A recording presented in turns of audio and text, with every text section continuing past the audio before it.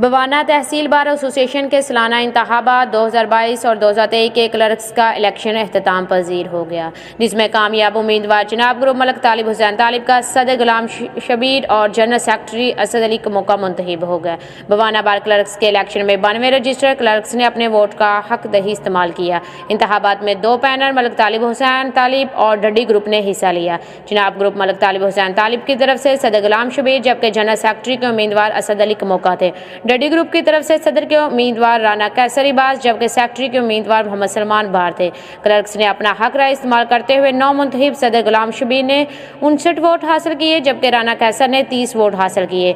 जनाब ग्रुप के सदर गुलाम शबीर और जनरल सेक्रेटरी असद अली का मौका कामयाब हो गए। इनकी कामयाबी पर जनाब ग्रुप मलिक तालिब हुसैन तालिब खोखर, जबकि दीगर हामियों क्लर्क्स ने ढोल की थाप पर भंगड़े डाले और फूलों की पत्तियां निछावर की और मुबारकबाद भी दी।